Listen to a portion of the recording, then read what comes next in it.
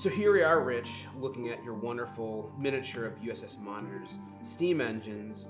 And I think before we even get into discussion of how it works, how it functions on the ship, a fundamental thing we need to understand is how steam is used to make steam engines run, where does it come from, and just to give us a general background of just the production and use of steam to drive engines. Steam's a wonderful form of energy, and it occurs when water boils. And most people do not pay attention to a boiling pot. However, if you set your lid on top of the pot while it's boiling, you realize that the lid is lifted off, because when the water reaches boiling point, it expands. So all those water molecules, which are really condensed in water, suddenly are free to go out into our atmosphere, as long as the temperature of the atmosphere is hot enough to support it, which it isn't. Our living temperature is like 72 degrees, so it's really too cold, and the steam, when it goes off the water, really condenses and you see a white cloud. But it's really a powerful energy source, more powerful than people realize. They compare it to gasoline, like for cars. And when you have gasoline explode and expand, that's about 40 to 1. So 1 quart of gasoline will make 40 quarts of material, or power, I should put it. And the next correlation is gunpowder.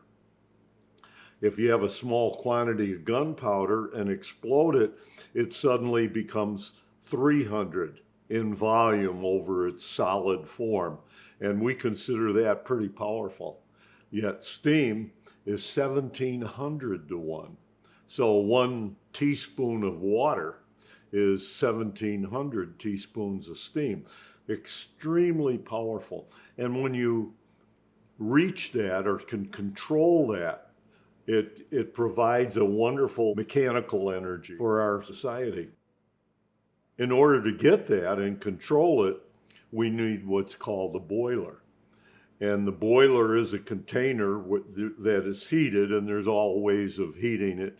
Coal was very common years ago, but it isn't today. It's gas. And you heat the container of water until it reaches 212 or whatever the setting is for the water to become steam. Because of the power of steam, the boiler needs to be very strong, made of thick steel and well built, so they can hold the steam. But instead of letting the steam off into the environment where it just turns white to our eyes, you conduct that to a mechanical machine and you're able to produce power.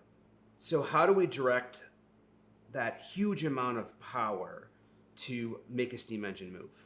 You control it with valves primarily to be able to turn it on and off at the appropriate time. On the Monitor's engine, for example, the steam would come in right here, and this is a throttle valve, and that basically controls the amount of steam coming into the engine. So by controlling the opening in the pipe that delivers it from the boiler to the engine, by controlling the opening, you control the volume of steam. And the volume of steam and the pressure of that steam determine the power that you get out of the mechanical application, in this case, the engine with pistons.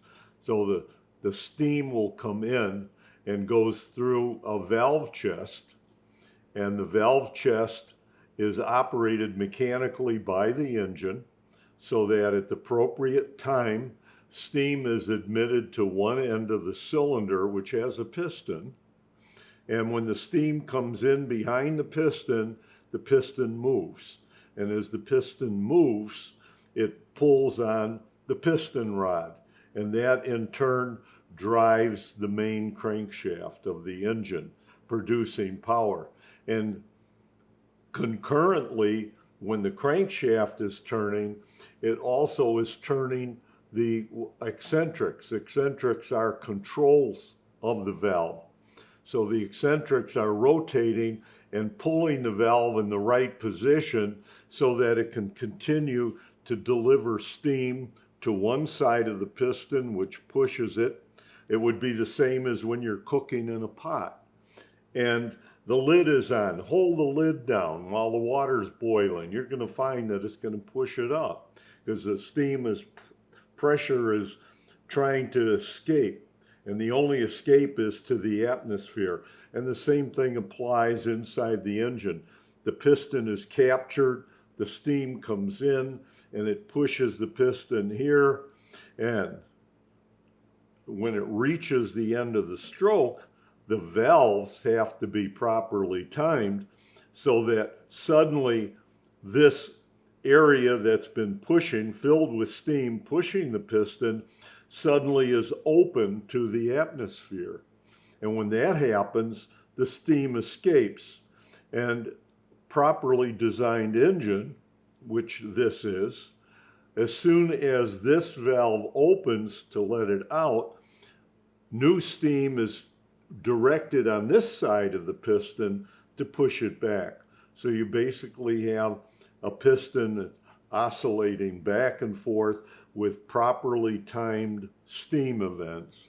So what you're saying is that that steam comes in behind it like the kettle. The steam has an opportunity now to expand, and that expansion behind the piston creates, just like with the explosion of gasoline or of firing of the bullet, that expanding pressure pushes the piston in one direction, and then when it gets all the way over, the valve enables that steam to come out. Steam comes on the other side, pushes the piston back the other way. Exactly. And it just goes back and forth. And as you said, by properly timing those valves, the steam coming in and the steam going out is perfectly balanced, and that transfers of motion, enabling the piston to move back and forth. It's good. That's absolutely correct. And so valve timing and the effects of the valves are extremely important for it. The boiler is an important part of the whole equation because the boiler is producing the steam at a certain pressure. The higher the pressure that the boiler can produce, the greater the power that the engine can do. Because the piston, for example, has a certain surface area, and the designer of the engine will increase that area if he wants more power, or he increases the pressure in the boiler to produce the same effect. So the steam engine is fairly versatile. When you design it, you look at how much power you want from it, and you then determine what boiler you want in order to feed it to produce the necessary power. This is sort of neat with steam. You can design it for a certain power, but there are times when you need more power, and the boilers generally are rated at one pressure but can produce steam at a greater pressure. So in reality, that's a factor for steam engines that you can overdrive them, if you call that, which is not normally seen in a gas engine, for example. The gas engine is limited by the gas you put in there and the air ratio, and it produces a set amount of power, and that's it. With steam, it's variable, and it's a very effective source of power. We don't generally use it today in most places like they did 100, 200 years ago, because we found other ways of getting quick energy, like electricity and batteries and power cords and that. But when you have a independent unit, and the ship is a perfect example. When the ship is in the water, it's totally independent. There's no power lines to it. There's nothing. You want to move it, you can move it with a gas engine, but you'll find that large ships today, even the most modern ones, like an aircraft carrier, for example, will use steam. And because you're able to get so much power in a very small package. Take Monitor, for example. That engine was very small. It was 83, 84 inches long, and yet it produced what's rated as 400 horsepower. In reality, with a bigger boiler, it could do 1,000 horsepower. So there's no limit on the engine. The limit is the capability of the boiler that's boiling the water. So that's interesting because if we think about technology changing, but all an aircraft carrier is a steamship. Instead of producing that water via a boiler, we're producing it via nuclear power. Correct, right. And being able to, and because of that ratio, 1,700 to 1, you have a very small space, which you don't have a lot of room on a ship. You want to keep your control and your power system small so you can carry cargo. Steam is the answer because it's able to be a small package, yet tremendously powerful.